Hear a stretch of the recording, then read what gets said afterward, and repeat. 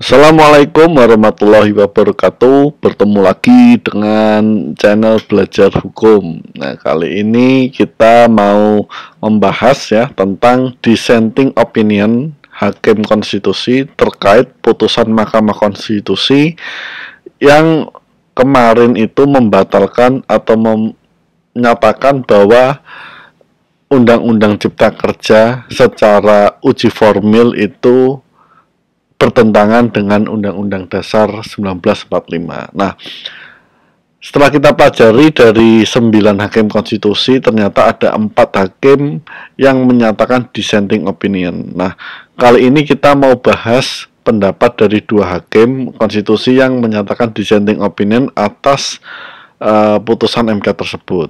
Ya, nah seperti apa? Nah, simak videonya sampai akhir.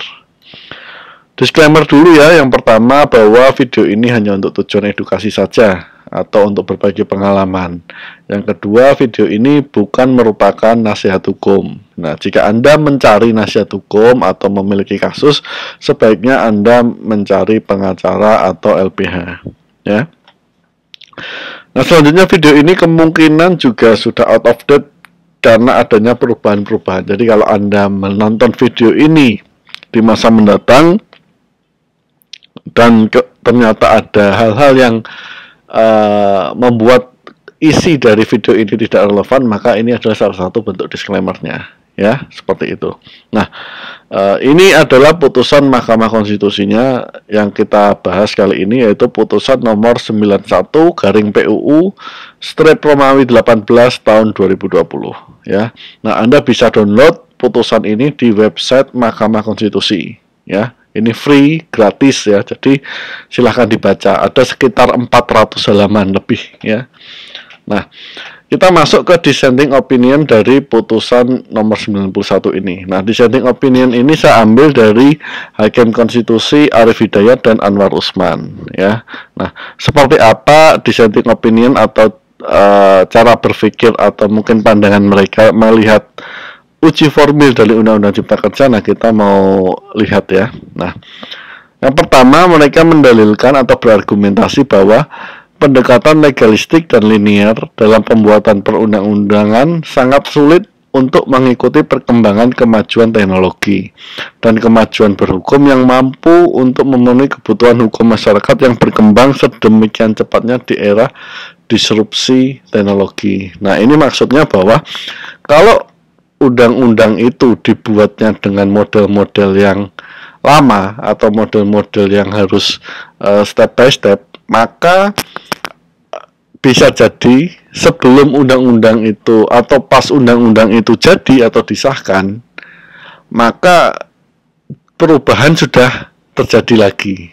Artinya begini, bahwa proses pembentukan undang-undang atau peraturan itu tidak bisa secara linear mengikuti perkembangan zaman, ya.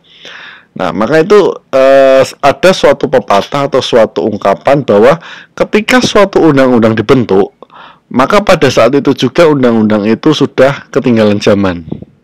Ya, nah itulah yang dimaksud dalam argumen ini. Nah, saya sepakat sebenarnya argumen ini karena memang dalam beberapa hal membuat suatu undang-undang itu waktunya tidak singkat, prosesnya hati-hati, lama. Sedangkan mungkin kebutuhan negara, kebutuhan masyarakat, atau mungkin kebutuhan bisnis itu bergerak sangat dinamis sekali. Apalagi sekarang di era informasi, segala sesuatunya bisa diakses lintas negara, lintas benua, 24 jam sehari, 7 hari seminggu. Jadi perkembangannya sangat cepat. Nah, kalau kita mengandalkan pembentukan perundang-undangan melalui cara yang konvensional atau para pendekatan legalistik dan linear, maka dipastikan undang-undang itu ketinggalan zaman. Nah, itu argumentasinya, ya.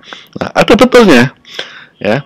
Nah, kemudian yang kedua adalah hukum tidak hanya mengalami perubahan yang bersifat evolusioner, tetapi dalam perkembangannya membutuhkan perubahan yang bersifat revolusioner. Artinya melompat dari satu metode ke metode yang lain.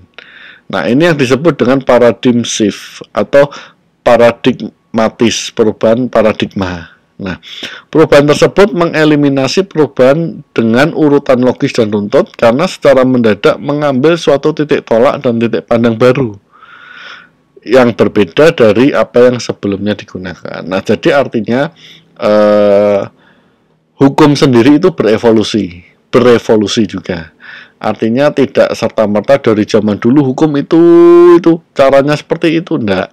Nah, dia juga akhirnya beradaptasi pada perkembangan zaman, perkembangan metode dan sebagainya.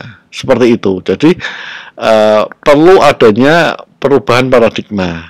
Seperti itu dinyatakan argumentasinya. Nah, yang ketiga, legislasi saat ini memiliki banyak permasalahan ya.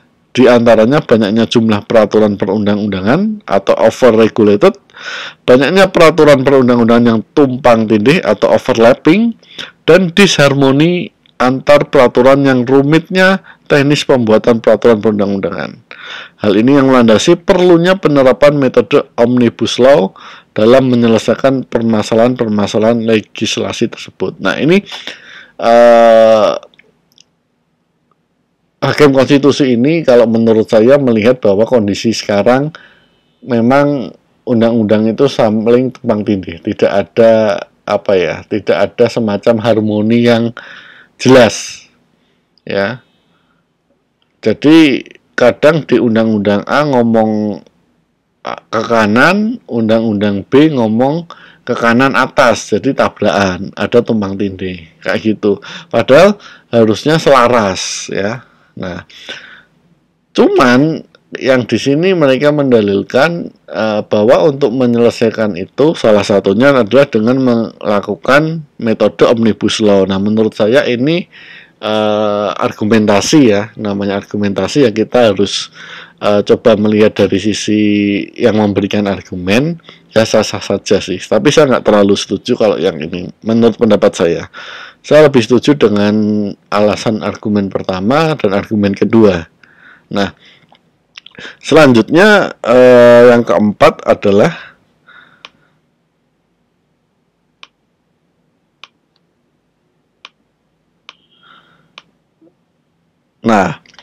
metode omnibus law menurut hakim tersebut telah digunakan dalam pembentukan undang-undang di Indonesia. Nah, ini menarik nih. Nah, memberikan contoh seperti ini. Yang pertama, Undang-Undang 13 tahun 2003 Ketenagakerjaan pasal 192 mencabut 15 perundang-undangan dan menyatakan tidak berlaku. Undang-Undang Nomor 20 Tahun 2009 tentang gelar tanda jasa dan tanda kehormatan pasal 43-nya mencabut 17 undang-undang dan menyatakan tidak berlaku. Kemudian ada Undang-Undang Nomor 7 Tahun 2017 tentang pemilu atau pemilihan umum pasal 571 mencabut 3 undang-undang dan menyatakan tidak berlaku. Kemudian undang-undang ini juga menggabungkan Undang-Undang 42 tahun 2008, Undang-Undang 8 tahun 2012 dan Undang-Undang Nomor 15 tahun 2011. Nah, jadi menurut hakim konstitusi tersebut sebenarnya omnibus law itu sudah dipakai di prosedur pembuatan peraturan perundang-undangan. Hanya saja baru ngetren, baru terkenal, baru ngetop ketika diberlakukannya di Undang-Undang Cipta Kerja. Nah, kalau saya memiliki pendapat yang berbeda ya. Kalau menurut saya betul bahwa undang-undang yang dicontohkan tadi, Omnibus Law, sudah diberlakukan. Hanya saja diberlakukannya berdasarkan klaster-klaster yang jelas.